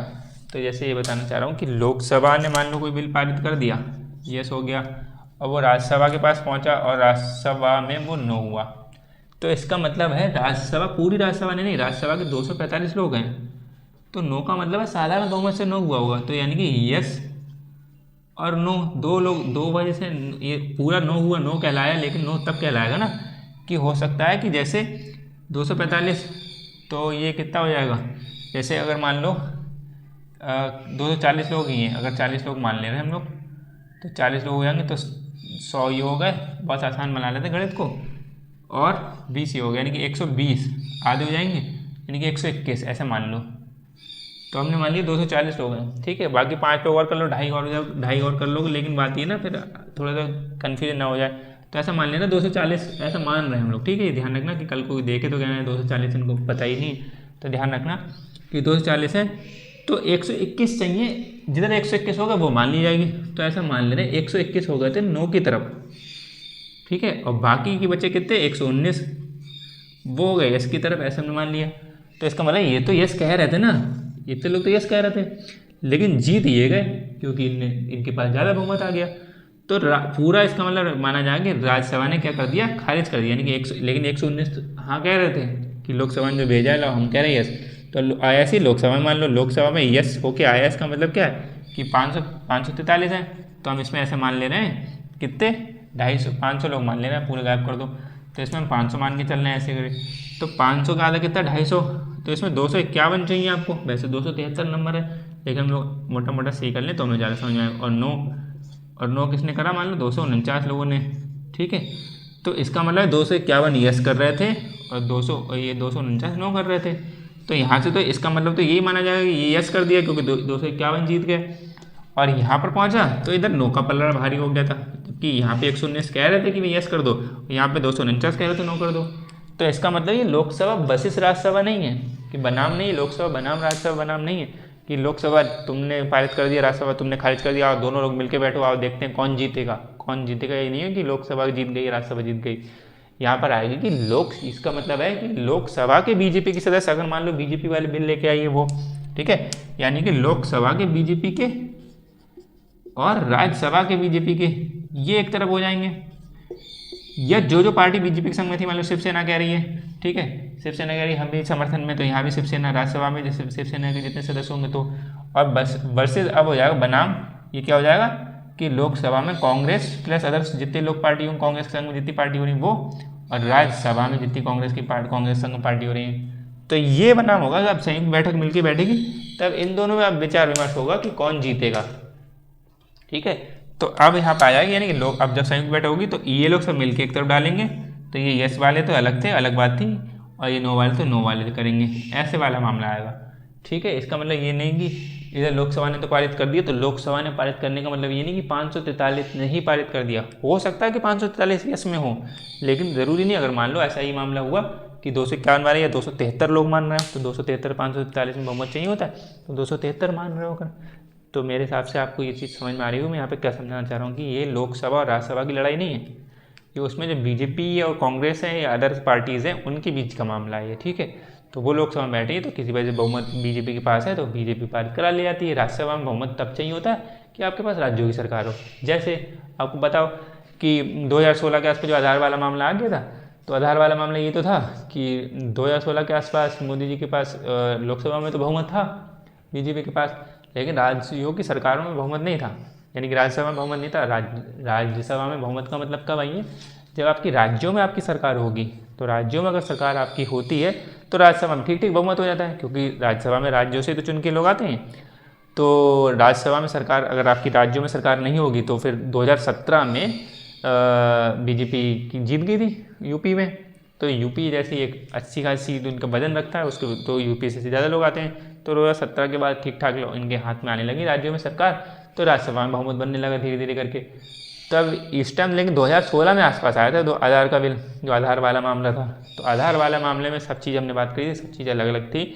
वो धन विधेयक करके उसको बम निकाला गया था, क्योंकि धन विधेयक में आपको पता है लोकसभा ज़्यादा पावरफुल होती है, सिद्धांतता भी व्यवहार भी करती हुई कि लोकसभा राज्यसभा के पास सिर्फ 14 दिन ही होते हैं। तो राज्यसभा के पास जो 14 दिन ही होते उसमें तो राज्यसभा कुछ नहीं कर पाती है, और राज्यसभा वो नो तो कर ही नहीं सकती। हमने पढ़ा था कि राज्यसभा के पास क्या ऑप्शन है कि राज्यसभा या तो यस कर दे जब बिल पहुंचेगा राज्यसभा के पास धन विधेयक, तो जब धन विधेयक पहुंचेगा तो राज्यसभा के पास ऑप्शन है या तो वो यस कर दे या फिर कुछ रिक्वेस्ट दे सकती है, सिफारिश दे सकती है ऐसा ऐसा कर लो। नो नहीं कर सकती, संशोधन नहीं कर सकती, और ये यस करने का और सिफारिश देने का मात्र 14 दिन ही है कि 14 दिन के भीतर कर दो कुछ ना कुछ। नहीं करोगे तो हम अपने आप मान लेंगे 14 दिन के बाद कि आपने पारित कर दिया बिल। तो इसीलिए वो आधार कार्ड वाला जो मामला था, आधार वाला जो बिल था, उसको धन विधेयक बनाया गया, जबकि उसमें धन विधेयक वाली जो चीज़ें थी वो तो लिखी होती थी, लेकिन साथ में रेटिना वेटिना ये सब चीज़ें बहुत सारी थी, आपकी फिंगरप्रिंट वगैरह, ये सब धन विधेयक वाले मामले में नहीं आता। धन विधेयक तो ये कहता है कि आर्टिकल 110 के ही प्रावधान कोई एक हो या सारे हों अलग बात है, लेकिन 110 से कोई बाहर ना हो। लेकिन वो 110 से बाहर थे उसमें आधार वाले बिल में, लेकिन फिर भी उसको धन विधेयक कहा गया। और धन विधेयक कौन सर्टिफाइड करता है? वो अध्यक्ष सर्टिफाई करता है कि अध्यक्ष कहता है कि मैं इसको धन विधेयक कहता हूँ और ये धन विधेयक के हिसाब से इस पर चर्चा परिचर्चा होनी चाहिए। और धन विधेयक जिस भी बिल को धन विधेयक घोषित कर दिया जाएगा अध्यक्ष के द्वारा, तो फिर वो बिल को विशेष पावर मिल जाती है। राज्यसभा उस टाइम को शक्ति नहीं रहती राज्यसभा के पास, तो उस टाइम ऐसी चालाकी एक प्रकार चली गई, तो इसलिए मुद्दा काफ़ी बना गया था ना। तो ये चीज़ आपको ध्यान रखनी पड़ेगी कि किस वजह से होता है कि यहाँ पर बनाम क्या है, लोकसभा बनाम राज्यसभा नहीं, बल्कि लोकसभा की जो पार्टीज़ हैं जो यस में है वो यहाँ पर और कुछ नो में है, तो इनका जो यस और नो था इनका बनाम प्लस इनका यस और नो का बनाम, तो अब जब संयुक्त बैठक होगी तो ये यस और ये यस एक तरफ हो जाएंगे और ये नो और ये नो एक तरफ हो जाएंगे। ठीक है, फिर वोटिंग होगी, फिर कोई जीतता है फिर उसमें बात आएगी। ये संयुक्त बैठक का मेरे हिसाब से आपको समझ में आया होगा कि मामला क्या है। ठीक है, इसीलिए साधारण विधेयक में हमने क्या दी थी वहाँ पे कि व्यवहारगत वहाँ पे दिखता है कि सिद्धांतता तो बराबर दिखता है। साधारण विधेयक में लिखा था कि सिद्धांतता तो लोकसभा और राज्यसभा बराबर दिखती कि कोई भी गतिरोध कर सकता है, लेकिन व्यवहार में देखे जाए तो लोकसभा ज़्यादा पावरफुल है। तो व्यवहार में ऐसे ही देखा था कि 543 इनके पास संख्या है, इनके पास 245 है, तो संख्या उधर ज़्यादा है। अगर लोकसभा के एक ही तरफ हो जाए तब वाली बात होती है ना। तो ये आप लोग समझ चुके हैं मैं क्या समझाना चाह रहा हूँ यहाँ पे। ठीक है, ये बात तो आगे होगी। तो अब इसमें कह रहे हैं कि विचार उसमें उसी मुद्दों उन्हीं बिंदुओं पर होगा जिनकी वजह से गतिरोध हुआ था। तो विचार होगा, फिर ऐसे करके वोटिंग होगी, तो जो यस वाले होंगे वो इधर वाले जो यस और इधर वाले यस पूरे मिलके वोट करेंगे, जो जीत जाएंगे। और ये 201 उनका वही, इसका मतलब क्या है, संयुक्त बैठक हो रही है तो 543 और 245 इनको प्लस करके जो आएगा तो उसका बहुमत चाहिए हमें। ठीक है, आधे से एक ज़्यादा, तो इसलिए ये ध्यान रखना। अब अगला बिंदु क्या है कि संशोधन वाली बात हो रही है कि मान लो जो बिल आया अब उनके पास, तो बिल में कोई संशोधन होगा क्या, कि वही जो बिल ऐसे होगा तो उसमें संशोधन होगा। आपको पता है कि सदन वो हमने पढ़े थे, चरण पढ़े थे कि सदन देखा था द्वितीय चरण तृतीय चरण। तो तृतीय चरण में जो वोटिंग होती थी, तो वोटिंग होती थी एक नए बिल पे होती थी एक तरह से, यानी कि जो सदस्य जो बिल लेके आया था तो उसका बिल एक तरीके से नया बिल बनता है द्वितीय जो वाचन होता है उसके एंड में जाके। हमने देखा था, और किसी को लग रहा हो कि हम क्या बोल रहे हैं, मैं क्या बोल रहा हूँ, ये सब कुछ तो आपको पीछे पता होना चाहिए कि हम लोग एक कानून कैसे कोई बनता है, कोई बिल कैसे अधिनियम बनता है। तो उसमें हमने देखा था, पूरी प्रोसेस समझी थी। तो 5 चरण थे, पहला प्रथम वाचन, द्वितीय वाचन, तृतीय वाचन, फिर चतुर्थ का जो चरण होता है उसमें हम दूसरे सदन को भेजते हैं, और 5वां चरण आता है वो राष्ट्रपति की सहमति के लिए जाता है। तो हमने उसमें ठीक से समझा था।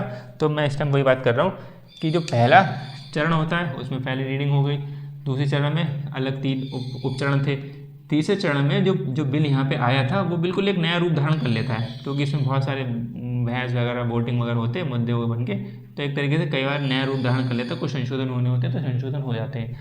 अगर मान लो शुरू से कोई संशोधन नहीं हुआ तो बिल्कुल ऐसे ही आ जाता है। फिर यहाँ वोटिंग होती है तीसरे चरण में, तो यहाँ पर सिर्फ वोटिंग होती है, फिर संशोधन नहीं होता है। फिर चौथे चरण जब आता है तो उसमें चौथे चरण में दूसरे सदन को भेज दिया जाता है। दूसरे सदन का मतलब है कि अगर लोकसभा में शुरू हुआ था ये प्रक्रिया तो राज्यसभा को भेज दी जाएगी, और अगर राज्यसभा से प्रक्रिया शुरू होगी तो दूसरे सदन का मतलब है लोकसभा को भेज दी जाएगी।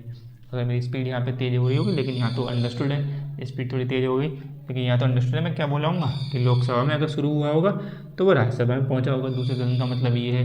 और अगर राज्यसभा में शुरू हुआ होगा तो वो दूसरे सदन का मतलब है कि लोकसभा में पहुँचा होगा। तो ये यहाँ पर बताना चाह रहे हैं कि इसमें संशोधन फिर नहीं होता है तीसरे चरण के बाद। तीसरे चरण में जो वोटिंग होती है इसमें संशोधन नहीं होता है। तो अब संयुक्त बैठक बैठी तो यहाँ पे संयुक्त संशोधन होने तो मना कर दिया, तो संयुक्त बैठक बैठी तो इसमें संशोधन होंगे। तो हाँ, इसमें संशोधन हो सकते हैं, लेकिन कहाँ हो सकते हैं ये ध्यान रखना कि जो बिल बन के यहाँ पे तृतीय चरण में आया था कि ये एक लाइन दूसरी लाइन तीसरी लाइन ये सब हो गया, लेकिन जो 98 मान लो 1 2 3 4 ये 98 लाइन सारी ओके, यानी कि ये 98 लाइन ओके, ये 2 बिंदु जो बचे थे इन पे गहमा गहमी हुई थी। तो 2 बिंदुओं पे गहमा गहमी हुई थी, 2 बिंदुओं की वजह से गतिरोध हुआ था, उसकी वजह से संयुक्त बैठक बैठी है। तो उन्हीं 2 बिंदुओं पर विचार होगा, और अगर संशोधन होना होगा तो उन्हीं बिंदुओं में संशोधन होगा कि जो असहमति के बिंदु थे उनका समाधान जो होगा, असहमति के बिंदुओं का जो भी समाधान निकलेगा, कि चाहे ये दोनों खारिज कर दिए जाएं या दोनों रख लिए जाएं, यानी कि दोनों खारिज कर दिए जाएं या दोनों रख लिए जाएं, या दोनों में से एक खारिज कर दिया जाए एक रख लिया जाए, या फिर दोनों लाइनों में थोड़ा थोड़ा जोड़ा घटाया जाए, कुछ भी हो, जो भी समाधान निकलेगा, तो वो 98 लाइन तो वो लिखी रहेंगी। उसके बाद ये 2 लाइनें अलग से लिख दी जाएंगी, जो भी लिखी जाएंगी। ये बात समझ में आ रही होगी शायद। तो संशोधन होगा, लेकिन उन्हीं बिंदुओं का जो समाधान निकलेगा जिनसे गतिरोध हुआ था, तो वो। और एक और ध्यान रखना है जिससे क्वेश्चन इस प्रकार से बन सकता है कि एक संशोधन और हो सकता है कि वे संशोधन होंगे इसमें जो विलंब के कारण जरूरी हो गए हों। यानी कुछ ऐसा मामला है कि भाई संयुक्त बैठक होना है, इसका मतलब क्या है, लोकसभा कोई बिल पारित कर देती है अगर, और राज्यसभा के पास क्या है, राज्यसभा मान लो उसमें मस्ती करना चाहें तो राज्यसभा 6 महीने, राज्यसभा के पास साधारण बिल के लिए 6 महीने हैं। धन विधेयक में तो हमने देखा पावर है राज्यसभा के पास, लोकसभा के पास, तो राज्यसभा को 14 दिन तक रख सकती है। लेकिन साधारण विधेयक है, अमूमन साधारण ही विधेयक होते हैं सारे लोग, सारे विधेयक ज़्यादा जो भी आते हैं। धन विधेयक का मतलब आय व्यय से संबंधित बात हो, संविधान संशोधन के लिए होता नहीं है ना, तो ज़्यादातर साधारण विधेयक ही आते हैं। तो साधारण विधेयक आया मान लो, और राज्यसभा ने सूझी मस्ती, तो राज्यसभा मान लो मस्ती थी, और राज्यसभा के पास है 6 महीने, तो 6 महीने तक राज्यसभा मस्ती का मेरा कहने का मतलब है तो उनके पास वोटिंग बहुमत ही नहीं है वहाँ पे, ठीक है, इसलिए समझना। तो मैं थोड़ा लेमन भाषा में समझाना चाह रहा हूँ आपको। तो लोकसभा ने जब ओके कह दिया, और लोकसभा ने इस लोकसभा का जो बिल था लोकसभा के, इस बिल में लोकसभा ने कहा कि ये बिल पारित हो जाएगा, ठीक है, आज चल रही 2024, ठीक है, ये वर्ष चल रहा है 2024, ये बिल उन्होंने माना कि अभी पारित हो जाएगा, और अभी पारित हो जाएगा, और ये 2026 से इसको लागू कर देंगे, ऐसा मान लो। इनने कहा कि जिस दिन से ये पारित होगा तो हमें 2 साल तो और लगेंगे। इनने मान के चला कि जिस दिन ये पारित हो जाएगा तो हमें 2 साल लगेंगे कि इस बिल को ठीक से लागू करने में और इसको इम्प्लीमेंट करने में, या हमारी प्रक्रिया पूरी हो जाएगी, जो भी उन्हें समझा होगा। 2026 इसमें डेट लिखी कि लागू होने के बाद 2 साल बाद ऐसा हो जाएगा, लेकिन 2024 का एंड ही चल रहा है एक प्रकार से समझो, और इन्हें 6 महीने तक ठिठोली कर ली। अब 6 महीने तो इन्हें डिले कर दिया, 6 महीने जब डिले करा तब माना गया गतिरोध हुआ। अब गतिरोध हुआ, फिर संयुक्त बैठक हुई। अब संयुक्त बैठक हुई तो संयुक्त बैठक में भी 1-2 टाइम समय लगता है, एक तो घोषणा करना, फिर आना, फिर वोटिंग होना, ठीक है, तो उसमें समय लगा कुछ। तो इतनी देर में क्या हो गया, फिर जाके मान लो पारित हो गया। पारित तब हुआ, संयुक्त बैठक हुई, संयुक्त बैठक, ये बैठक हुई, लेकिन इसमें यस हो गया, पारित हो गया, ये बात तो सही है, पारित हो गया, लेकिन देर तो लग गई ना, थोड़ी सी टाइम हो गया, विलम्ब हो गया। तो अब विलम्ब हो गया, अब आते आते 2025 आ गई पारित होते होते, तो 2025 में पारित हुआ। अब उन्होंने कहा कि जब बिल होगे तो कम से कम 2 साल बाद ही लागू करेंगे, जिस दिन लागू होगा। तो जिस दिन बिल लागू रहा उसके 2 साल बाद मानेंगे, चाहे 26 हो, चाहे 27 हो, चाहे 25 हो, चाहे 24 हो। तो 24 थी तो हमने 2 साल 26 लिख दिया ऐसे, लेकिन अब 25 में पारित हुआ तो उन्हें 2027 में वो चीज़ें देनी है अब, लेकिन उसमें तो 2026 लिखी है, तो 2026 में मना कर देंगे। भाई हमने तो सोचा था कि 2 साल समय ले लेंगे, उसके बाद हम मान लो पैसे देने की बात हो कि सरकार को कि वो ना डायरेक्ट बेनिफिट ट्रांसफ़र करते हैं, डीबीटी, ऐसा कुछ हो, किसानों को खाते में पहुँचा रहे थे, या कुछ और योजना चलानी हो, तो उन्हें 2 साल का समय मांगा होगा उस बिल में कि लागू हो जाएगा तो हम ऐसा करेंगे, ठीक। ये मैं समझाना चाह रहा हूँ खाली ऐसे ही। और लेकिन लागू होते होते 2025 हो गया, क्योंकि इन्हें 6 माह तक इन्हें रोक लिया, तो ऐसी बात आ गई, आधा साल तो इन्हें खाली एक प्रकार से, तो इसलिए उसके 2025 आ गए। अब इन्हें 2027 में देना चाहिए कायदे में, तो कि इन्हें 2 साल का बीच में टाइम मांगा था, लेकिन इसमें लिखा 2026, तो इसलिए वो कहेंगे कि भैया विलम्ब के कारण जो जरूरी होगा संशोधन, ये जरूरी हो गया कि विलम्ब हो गया ना, हमने 2 साल का लिखा था तो हमें 2000 हटा के अब 2027 करना होगा, ठीक है। तो इसलिए हालांकि इस पे विवाद नहीं हुआ था, इस बिंदु पे, ये बिंदु कोई नहीं था, लेकिन ये विलम्ब के कारण अपने आप चेंज होना चाहिए, क्योंकि ये 2025 आ गई अब, तो यहाँ 2027 होना चाहिए, 2 साल का गैप होना चाहिए, ठीक। ये मैं समझाने के समझा रहा हूँ आयोग पर। तो इसलिए जो विलम्ब हुआ इस वजह से उसमें कुछ चेंजेस जरूरी हो गए हैं, तो विलम्ब जो देरी की वजह से कुछ चेंजेस जरूरी हो गए तो वो संशोधन करना पड़ेगा। तो इन्हें बता दिया कि भैया ये विलम्ब की इतनी देर होगी राज्यसभा के चक्कर में, इस वजह से हमें ये संशोधन करना पड़ेगा। और वो कहेंगे ये तो बिंदु का सैम्पल, ये बिंदु वाला है नहीं, तो बोला बिंदु की वजह की बात नहीं, ये वो वाला बिंदु है कि विलम्ब के कारण जरूरी हो गया है। तो विलम्ब के कारण अगर लग रहा हो कि हाँ भाई देर होगी, इसके कारण इसमें भी संशोधन करना जरूरी है। बाकी ये कौन सी हो सकता है, ये 98 में से कोई एक लाइन हो सकती है, तो उन्होंने कहा 98 में हम संशोधन नहीं करेंगे, इन्हीं 2 वाली लाइनों में संशोधन करेंगे, क्योंकि इन्हीं 2 की वजह से गतिरोध हुआ था, तो उसमें संशोधन हो गया, जो भी समाधान निकला। लेकिन अब विलंब की वजह से एक लाइन 98 में से कोई ऐसी आ रही है जहाँ पे 2027 लिखना है 2026 की जगह, तो उस लाइन को भी चेंज करा जाएगा। ठीक है, ये बात समझ में आ रही होगी जो मैं समझाना चाह रहा हूँ। अगर नहीं आ रही होगी तो आप लोग प्लीज़ कमेंट सेक्शन में उससे पूछा करिए। अगर किसी वजह से नहीं समझ में आता है तो आसपास से किसी से पूछ लीजिए, कमेंट सेक्शन में नहीं पूछना है ना। तो लेकिन क्लियर होना चाहिए माइंड में। तो इतना हम लोग रखते हैं आज की क्लास में, संयुक्त बैठक। आगे हो सकता है मोस्ट प्रोबेबली हम लोग पढ़ें, प्रस्ताव पढ़ें, विभिन्न प्रकार के प्रस्ताव, विश्वास प्रस्ताव, अविश्वास प्रस्ताव, ध्यान आकर्षण प्रस्ताव, है ना, निंदा प्रस्ताव, ये हम प्रस्ताव पढ़ लें एक बार क्या होते हैं, या फिर हम संसद के जो कार्यकाल होते हैं उसको पढ़ लेंगे। बात करी थी एक बार ज़्यादा, बोलो मुझे बताते हैं बजट की प्रक्रिया, तो वो थोड़ा इकोनॉमी में ज़्यादा अच्छी हो जाती है और इकोनॉमी पढ़ें तो, लेकिन कोशिश करूँगा मैं बजट की प्रक्रिया भी समझा दूँ यहाँ पर। अभी हम लोग इकोनॉमी की क्लास पढ़ेंगे तो वहाँ पे तो पढ़ेंगे बजट को ठीक से, लेकिन वैसे हम यहाँ भी समझ लेंगे बजट कैसे करके आता है, क्या होता है, क्योंकि वो ज़रूरी भी एक प्रकार से।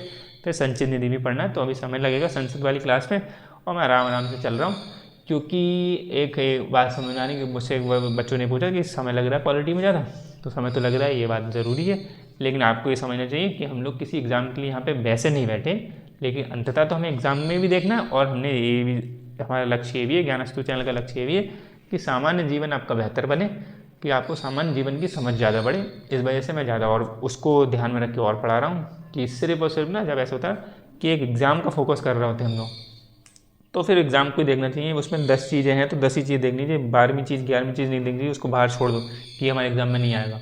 और अमूमन आपने बच्चे ऐसे सुने होंगे बोलते हुए, कि बोलते भी है कि भाई एग्ज़ाम में नहीं आएगा तो हम इससे मतलब क्या हमें, है ना, तो फिर वो बस उतना ही ज्ञान रह जाता है, फिर उसके बाद हमें पूरा डिटेल में नहीं समझ में आता है। तो मेरी कोशिश भी वैसे भी ये रहती है पढ़ाने के दौरान, जितने 10-12 साल से जो मैं पढ़ा रहा हूँ, तो उसमें यही मामला है कि जब भी पढ़ाया क्लियर हो जाए हर तरीके से। और मैंने भी पढ़ा तो मैंने भी ऐसे पढ़ा, तो चाहे मुझे भले ही थोड़ा विलम्ब हो जाता है, देर हो जाती है, कोई भी आर्टिकल पढ़ते पढ़ते, ये आर्टिकल पढ़ा, जब मैं कभी कुछ अपना भी रिवीजन करता हूँ आपको पढ़ाने से पहले, तो देखता हूँ फिर नई चीज़ कोई उसमें संशोधन हो गया होता है, तो उसका न्यूज़ पढ़ी, किसी न्यूज़पेपर में दूसरा आर्टिकल आया वो पढ़ा, और जगह पे विदेशों में उसके बारे में क्या बात हो रही तो वो भी पढ़ा, तो उसमें विलम्ब हो जाता है। लेकिन ठीक से एक बार पढ़ लेंगे, बटोर लेंगे, तब आपको मैं अच्छे से डिलीवर कर पाऊँगा। ये चीज़ें होती हैं। तो यही है कि अगर किसी एग्ज़ाम के लिए हम कोई भी क्रैश कोर्स ऐसे बोलते हैं ना, क्रैश कोर्स, अगर ऐसा कोई बात चल रही होगी तो उसमें उतना ही पढ़ेंगे, उसके प्रीवियस ईयर के क्वेश्चन देखेंगे, कैसे उसका पैटर्न है पूछने का, वो सब उस पर रिसर्च वगैरह होती है, तब उसके बाद हमें उतना ही पढ़ाया जाएगा। लेकिन हम लोग यहाँ बहुत डिटेल में चल रहे हैं, तो एक उद्देश्य जो मेरा आपको डिस्क्रिप्शन में मिलेगा भी, चैनल के डिस्क्रिप्शन में, वो यही उद्देश्य लिखा है मेरा कि सामान्य जीवन बेहतर बने। तो एग्ज़ाम में तो आपको फिर मदद मिलेगी, एग्ज़ाम में भी बचेगा भी नहीं, इसमें कोई एग्ज़ाम नहीं बचेगा। लेकिन ये बात है कि हाँ विलम्ब हो रहा है, कि अगर ऐसे ही चलेंगे हम लोग तो ऐसे कई सारे एग्ज़ाम निकल जाते हैं, तो ऐसे हम तैयारी करते रह जाएंगे, है ना। लेकिन अगर आइडिया लगता है कि मुझे लगा कि आप लोगों को बहुत सारी चीज़ें पता है, तो मैं बहुत जल्दी 2-3 चीज़ें निकल जाऊँ, एक बिंदु को उतना ज़्यादा नहीं निकालूँ। लेकिन अमूमन मेरे सामने जो बच्चे हैं वो थोड़े नए प्रकार के हैं, उन्होंने ये पॉलिटी और ये सब क्या होता है, और जब आपने भी शुरू करा होगा या मैंने भी शुरू करा था, तो सही में नहीं पता था कि पॉलिटी ऐसी क्या चीज़ होती है, फिर क्या है, तो इसलिए थोड़ा शुरुआत में देर लगती है। और उसी शुरुआत में बच्चों को अगर जल्दीबाजी में भगा दिया जाए कि आप लोग जल्दी समझो, ऐसे समझो, तो फिर समझो बच्चे फिर मजबूत नहीं बन पाएंगे। और जो अगर आप लोग इस चीज़ के समझते होंगे, इतने परिपक्व होंगे, तो आपको पता है शिक्षा व्यवस्था की क्या हालत चल रही है अपने देश में, तो उसी वजह से फिर ऐसी भेड़ चाल में निकलते जाते हैं। तो मेरी कोशिश तो वही यही है कि भले थोड़ी विलम्ब हो जाए, कोई दिक्कत नहीं, लेकिन बच्चे थोड़े सही से निकल जाएं, जो मेरे सामने बैठे हैं, और जो आप 10, 15, 20, 25 जो भी लोग अभी आप देख रहे हैं शुरुआत में, तब वो लोग कायदे में ठीक से समझ जाएँ चीज़ें। तो उतना प्लीज़ इतना थोड़ा सा आप इसका सपोर्ट करें, और बाकी जितना देख पाएँ तो देखिए। अगर आपको लगता है किसी एग्ज़ाम की तैयारी कर रहे हैं, क्योंकि एक प्रकार से जब जीवन है तो उसमें एक बोझ आता है, जिसमें आपको कमाने की तरफ देखना पड़ता है, खासतौर से लड़कों को, और अब विशेषता कोई लड़कियाँ भी इस चीज़ में रुचि ले रही हैं, और माँ बाप भी उनकी सहायता कर रहे हैं कि आप भी थोड़ा करें। तो एक उम्र के बाद थोड़ा बहुत देखना पड़ता है कि जीविका चलाने की कुछ तो करना पड़ेगा, हमेशा यूट्यूब पे तो नहीं बैठे रह सकते। तो वो सही बात है, तो उसके लिए आप थोड़ा समय निकाल के तब देख लें, बाकी अपना पूरा टाइम तैयारी पे दें, जो भी आप पर्टिकुलर एग्ज़ाम की कर रहे हैं। और बाकी जब हम ठीक सक्षम हो जाएंगे, ठीक से हमारे व्यूज़ और सब्सक्राइबर बढ़ जाएंगे, बहुत सारे लोग हमसे जुड़ जाएंगे, तो फिर पर्टिकुलरली कोई किसी वजह से कोई तैयारी कर रहा होगा तो उसका क्रैश कोर्स निकाल दिया जाएगा कि आप लोग जुड़ के ऐसे तैयारी कर लें, तो सिर्फ उसी पर फोकस हो जाएगा। तब के लिए तो तब की देखेंगे, अभी तो शुरुआत ही है, तो नया चैनल है, तो नए लोग थोड़ा जुड़ते हैं, और एक तरीके से भरोसा भी नहीं बनता है ना कि हर एक कोई चैनल पे पढ़ाने आ जाता है आजकल, है ना, तो इसलिए भरोसा भी नहीं बनता। तो वो भी समझ रहा हूँ, एक शुरुआती है, इसलिए मैंने अपने जितने भी जानने वाले हैं किसी को भी चैनल को कोई लिंक वगैरह भेजा ही नहीं कि आप मेरे चैनल को लाइक करें, सब्सक्राइब करें, ठीक, तो वो मुझे जमता नहीं है। जो आप लोगों को सही लगे, कंटेंट में दम होगी तो आप लोग लाइक करोगे, सब्सक्राइब करोगे, आगे शेयर भी करोगे और थोड़ा मुझसे बंधे रहोगे, जुड़े रहोगे, समझे रहोगे। लेकिन ये मैं ध्यान रख रहा हूँ, जब तक मैं आपको पढ़ाऊँगा तो मैं आपको डिटेल में पढ़ाऊँगा। कोई भी चीज़ ऐसे नहीं कि अभी तक पढ़ा दिया वो सब हमारी एप्लीकेशन में पढ़ना जाके, ऐसा कुछ नहीं है। जितना यूट्यूब पे मिलेगा आपको मिलेगा सब कुछ, ठीक। तो बाकी जब हम किसी एग्ज़ाम की पर्टिकुलरली तैयारी करेंगे तो वो हम उसमें देखेंगे, तो उतना तब आप उसमें समझना। लेकिन अभी आप बिल्कुल ऐसे ही चलते रहें, दूसरों को बताएं कि और लोगों को दूसरों की ज़रूरत है तो उन ज़रूरतमंद को बताएं, क्योंकि ये उनको फ़ायदा ज़रूर पहुँचाएगा। पॉलिटी एक ऐसा सब्जेक्ट है जो आपको आना ही चाहिए और उसके संग में फिर इतिहास आपको पता होना चाहिए। बाकी हम साहित्य वाला एक विषय जल्दी स्टार्ट करने वाले हैं, तो साहित्य में भी देखेंगे। हालांकि बात आपने कहोगे हिस्ट्री की भी स्टार्ट करने वाले थे, हिस्ट्री की चलने लगी क्लासेस, ऑफलाइन ही बनने लगी, लेकिन ऑनलाइन का मामला यही थोड़ा उसमें लिखवाना ज़्यादा पड़ता है। तो अगर आप इतना सपोर्ट कर पाओ कि मैं बीच में बोल रहा हूँ लिखो लिखो ऐसा लिखो, वहाँ तक चल पाओ, तो आप मुझे बताएं तो मैं हिस्ट्री की भी ऑनलाइन करने लगूँ और फिर मैं बोलूँगा थोड़ा उसमें क्या ऐसे टहल रहे हैं और बोल रहे हैं। तो जो और लोग हैं जिनको सामान्य प्रकार की जानकारी चाहिए, सिर्फ जानकारी चाहिए, एग्ज़ाम की तैयारी नहीं कर रहे हैं, तो उन्हें थोड़ा बोरियत लगेगी कि हम लिखें। तो उन्हें कहेगा कि भाई हमने सीधे वीडियो सर्च मारी, संयुक्त बैठक क्या होती है, फटाफट हमें संयुक्त बैठक समझा दो, लिखा लिखा पढ़ दो, वो अपने बच्चों को लिखवाओ जो है। तो इसलिए हिस्ट्री में थोड़ा ज़्यादा हो जाता है, लिखना तो पड़ता है थोड़ा प्रकार से। सरस्वती माता का वरदान भी है, जब तक कलम अपने हाथ से नहीं चलाओगे तो फिर आपको कुछ समझ में भी नहीं आएगा। तो आप लोग तो कलम चलाना फिलहाल, जो तैयारी CSO कर रहे हैं, इसलिए मैं बोर्ड पे इसलिए मेहनत करता हूँ कि आप लोग लिख लो। ये बोर्ड पे लिखने का मेरा उद्देश्य सिर्फ इतना ही है कि अगर कोई जो नॉन अटेंडिंग है, जो एग्ज़ाम नहीं दे रहा है, तो वो खाली वो समझे, मेरी बात सुन ले, क्योंकि मुझे बोलना है यहाँ पर। और आप लोग अगर मुझे पता होता है कि सिर्फ मैं ऐसा ही चैनल चला रहा हूँ और सिर्फ बच्चे ही तैयारी वाले कर रहे हैं, या फिर मैं कोई कोचिंग ही इसी हिसाब से खोल के बैठा हूँ, तो फिर मैं तब बोर्ड पर नहीं लिखता और मैं सिर्फ बोल बोल के लिखवाता। ये पूरा जो शॉर्ट में लिख रहा हूँ तो पूरा लिखवाता, है ना। लेकिन मैं इसलिए शॉर्ट में लिख के चल देता हूँ कि कोई और भी व्यक्ति है सामान्य जानकारी के लिए, और वो ज़रूरी भी है और आपको भी ज़रूरी है। ये चीज़ समझें, अभी आपको शायद समझ में नहीं आ रही होगी आपको अगर देखें तो, लेकिन आपको बाद में ज़रूरत पड़ेगी कि हमें डिटेल में पता होना चाहिए जब हमसे कोई पूछेगा तब। तो मेरी कोशिश तो ये रहती है, मेरे पास 4-5 किताब ये रखी हैं, फिर 2-3 अपने नोट्स हैं, फिर नेट पे भी देखता हूँ। तो मैं पढ़ के ही आपको ठीक से पढ़ाता हूँ, क्योंकि डिलीवर अच्छा हो, आप लोग अच्छा समझें, ठीक है। थोड़ा सा हो गया ज्ञान बढ़ गया एंड में, लेकिन हाँ अगली क्लास में मिलते हैं। तब तक के लिए धन्यवाद। कोई आपके सुझाव हो तो कमेंट सेक्शन में बताएं और हम उस पर थोड़े से बात करेंगे, और उसका अगर कुछ ऐसा सुझाव होगा, कुछ जो नई चीज़ करनी है तो वो भी करेंगे। तो आप थोड़ा सा इंटरेक्ट करेंगे मुझसे कमेंट सेक्शन में, जिससे मैं भी समझ पाऊँ कि आप लोग थोड़ा क्या चाह रहे हैं। बाकी अगर नहीं तो फिर अपनी मर्ज़ी से तो मैं पढ़ा ही रहा हूँ, ठीक है। मिलते हैं अगली क्लास में, ध्यान रखिएगा, धन्यवाद।